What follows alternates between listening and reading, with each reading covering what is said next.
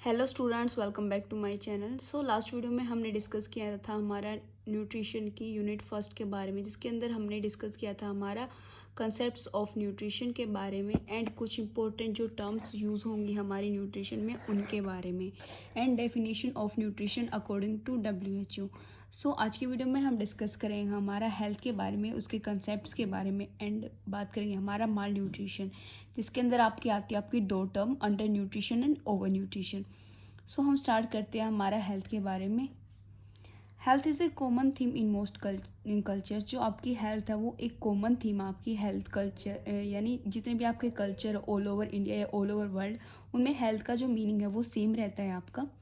All communities have their concept of health as a part of their culture. हर एक जो society है, हर एक जो कल्चर है, उनका अपना अपना अलग वे होता है अपनी हेल्थ को डिस्क्राइब करने का। जो हमारी ओल्डेस्ट डेफिनेशन है हेल्थ की, the oldest definition of health is absence of disease. यानी जो हम पहले मानते हैं कि जो हमारी हेल्थ है वो क्या होती है कि जो इंसान है वो बीमार ना हो, यानी वो फ्री फ्रॉम डिजीज़ हो, उसको हम हेल्दी इंडिविजुअल जो है हम कंसीडर करते हैं। सो हम डेफिनेशन देखते हैं हमारा according to WHO। Health is a state of complete physical, mental, social and spiritual wellbeing and not merely the absence of disease और इन्फर्मिटी। हेल्थ क्या है? एक स्टेट है जिसके अंदर जो इंडिविजुअल वो कम्प्लीटली फिजिकली भी हेल्दी होना चाहिए, साथ में वो मेंटली भी एंड सोशल एंड स्पिरिचुअली वो हेल्दी होना चाहिए, और साथ में उसको कोई भी डिजीज़ ना हो। सो ये है हमारा बेसिकली हेल्थी। अगर कोई इंडिविजुअल हेल्थ, तो हम उसको ऐसे नहीं बोल देंगे अपीयरेंस से देख, यानी हम उसको फिजिकली देख के कि वो इंडिविजुअल हेल्थ है, क्या पता उसको मेंटली क्या डिस्टर्बेंस है, वो साइकेट्रिक तो नहीं है, उसको कोई डिसऑर्डर, या वो मेंटली अनस्टेबल तो नहीं है, डिस्टर्बेंस तो नहीं है उसके कोई माइंड में, या फिर जो उसकी सोल है वो तो डिस्टर्ब नहीं है। तो हम उसको ऐसे देखने से, हमें हमारे उसको फिजिकली देखने से हम उसको हेल्दी कंसीडर नहीं करते। उसमें आपके जो 4 करेक्टरिस्टिक्स हैं हेल्दी होने के लिए वो ज़रूरी है, फिजिकली, मेंटली, सोशली, स्पिरिचुअली, और साथ में उसको कोई बीमारी भी नहीं होनी चाहिए। सो ये था हमारा अकॉर्डिंग टू WHO हेल्थ की डेफिनेशन। उसके बाद स्टूडेंट्स हम डिस्कस करते हैं हमारा कंसेप्ट्स ऑफ हेल्थ के बारे में। During the past few decades, there has been a reawakening that health is a fundamental human right and a worldwide social goal। जो हमारा पास्ट फ्यू डिकेड से चला आ रहा है, जो हमारी हेल्थ है, रीअवेकिंग का स्टूडेंट्स यहाँ पे मतलब क्या है कि आपने नोटिस किया होगा कि जो हेल्थ है वो हमारा फंडामेंटल राइट है। आपने भी जब आप नर्सिंग फाउंडेशन पढ़ते हैं, फंडामेंटल ऑफ नर्सिंग पढ़ते हैं, उसमें क्या लिखते हैं कि health is a fundamental right of an individual, या फिर आपकी जो कम्युनिटी है उसके लिए भी जो हेल्थ है वो फंडामेंटल राइट है, यानी प्रायोरिटी पे आपकी हेल्थ आती है। तो क्या है, जितना भी हमने नोटिस किया उसके अंदर क्या आता है, आपका जो हेल्थ है वो फंडामेंटल राइट, इन प्रायोरिटी पे आपकी हेल्थ आती है। और जो वर्ल्ड वाइड सोशल ग्रोथ, और पूरी जो वर्ल्ड में, यानी आप कहीं पे भी चले जाओ, हेल्थ आपकी मोस्ट इम्पोर्टेंट है। इसके अंदर आपके 4 कंसेप्ट्स हैं आपके हेल्थ के, बायोमेडिकल, आपका इकोलॉजिकल और होलिस्टिकल कंसेप्ट एंड आपका फिजियोलॉजिकल कंसेप्ट। 4 कंसेप्ट आपके आते हैं इसके अंदर, 1 बाय 1 करके हम डिस्कस करेंगे इसके अंदर। फर्स्ट डिस्कस करते हैं हम हमारा बायोमेडिकल कंसेप्ट। बायोमेडिकल कंसेप्ट क्या है? Traditionally a person with absence of disease is considered as healthy. Biomedical concept में हम क्या कंसेप्ट रखते हैं कि ट्रेडिशनली हम उसको लेके चलते हैं कि अगर कोई इंडिविजुअल अगर बीमार नहीं है, यानी उसको कोई डिजीज़ नहीं है, तो उसको हम हेल्दी कंसिडर कर देते हैं। किसके अंडर आता है? हमारा बायोमेडिकल कंसेप्ट के अंदर। There is a biomedical concept. This is a biomedical concept and has a basic in the germ theory of disease। जो स्टूडेंट्स हमारी जर्म थ्योरी ऑफ डिजीज़ है वो कौन सी होती है? ये हमारे आइडिया माइक्रो ऑर्गेनिज्म या फिर हमारे जर्म्स होते हैं जो कि रिस्पॉन्सिबल होते हैं हमारी बॉडी के अंदर इन्फेक्शन कोज करने के लिए। जो भी हमारी बॉडी में डिजीज़ आता है, जो भी पैथोजन्स या माइक्रो ऑर्गेनिज्म हमारी बॉडी में आके हमारी डिजीज़ कोज करता है, वो आता है हमारा जर्म थ्योरी ऑफ डिजीज़ के अंदर। या आप आपका 3rd से MA करोगे आपका माइक्रोबायोलॉजी के अंदर, germ theory of disease. So germ theory of disease आपको अच्छे से समझ में आ गया? नहीं आया तो मैं दोबारा से रिपीट कर दें। जर्म थ्योरी ऑफ डिजीज़ क्या है? जब भी जो पैथोजन या बैक्टीरिया हमारी बॉडी में आके एंटर होके, चाहे वो वायरस है, प्रोटोजो है, फंजाई है, हमारी बॉडी में इन्फेक्शन कोज कर दे, यानी हमारी बॉडी को बीमार कर देता है, वो आते हैं हमारी जर्म थ्योरी ऑफ डिजीज़ के अंदर।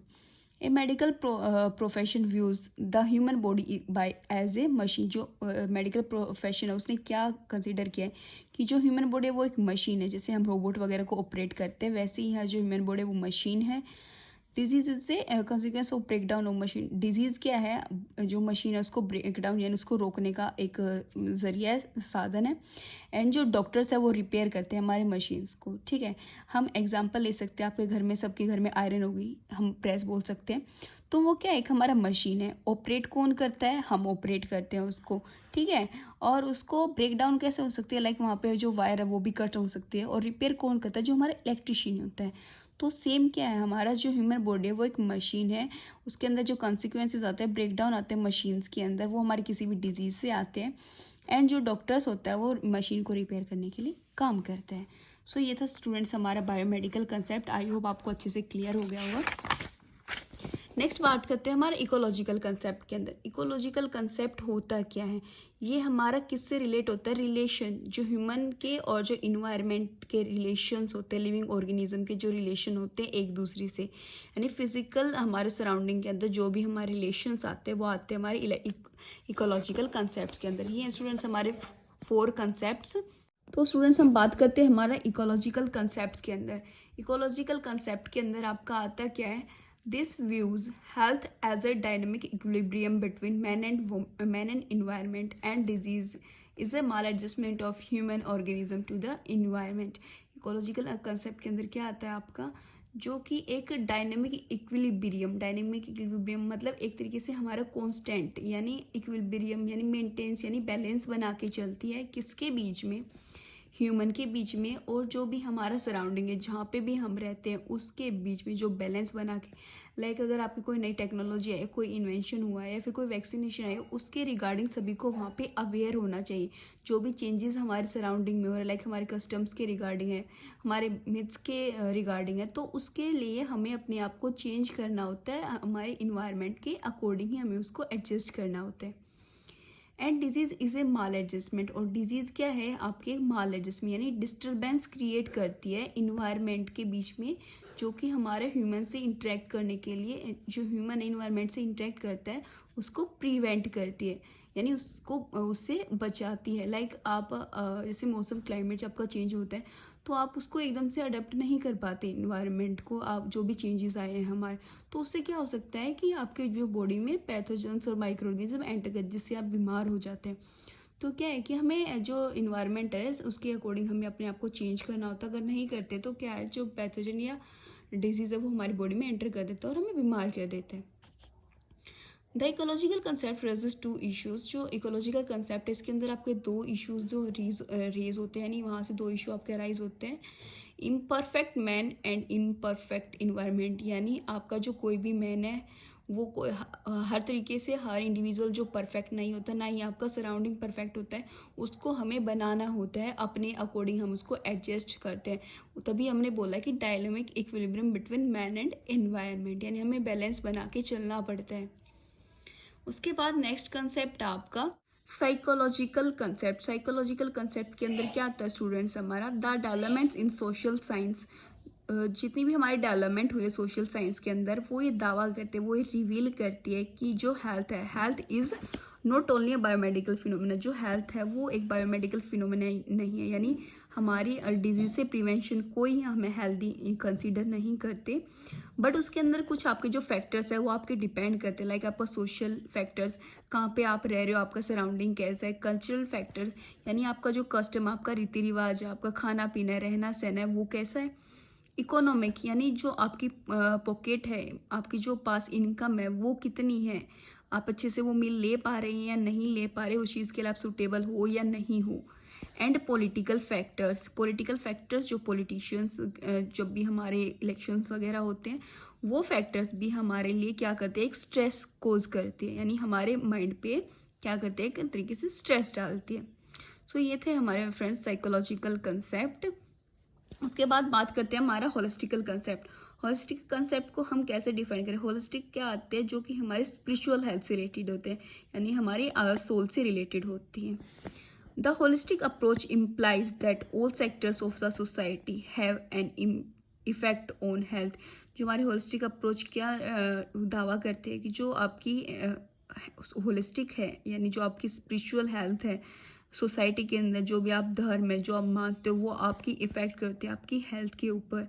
It emphasize in is own promotion and protection of health, जो कि क्या दावा करती है कि जो आपकी मान्यता है, जो आपकी मीन्स है, जो आपकी स्पिरिचुअलिटी है, वो आपकी हेल्थ को प्रमोट करने के लिए, यानी अगर आप बीमार तो उसे ओवरकम करने के लिए एंड आपको बीमारियों से बचाने के लिए, प्रोटेक्ट करने के लिए होलिस्टिक अप्रोच इसके अंदर हमारी इंक्लूड होती है, यानी होलिस्टिकल कंसेप्ट इसके अंदर हमारा आता है हेल्थ के अंदर।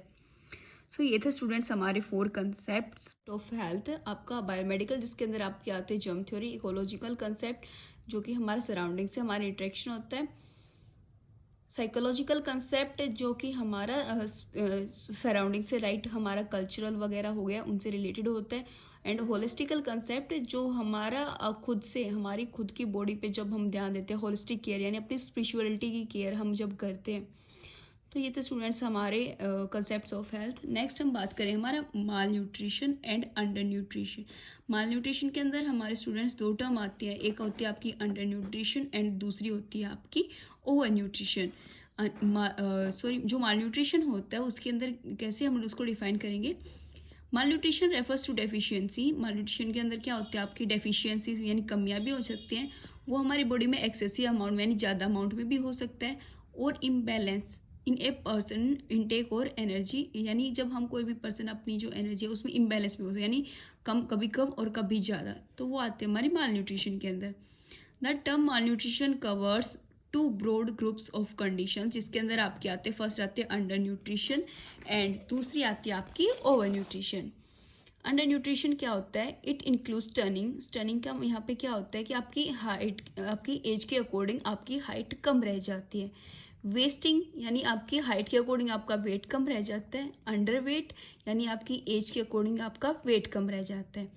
एंड माइक्रोन्यूट्रिएंट्स डेफिशिएंसीज और इनसफिशिएंट सी, अगर माइक्रोन्यूट्रिएंट्स किसी भी कमी की किसी भी रीज़न से कमी है या फिर उनकी प्रॉपर अमाउंट पे वहाँ पे प्रेजेंट नहीं है, in lack of important vitamin and mineral, यानी हमारी बॉडी में कुछ इंपॉर्टेंट विटामिन एंड मिनरल्स ना होने की वजह से क्या हो सकता है होता है हमारा अंडर न्यूट्रिशन।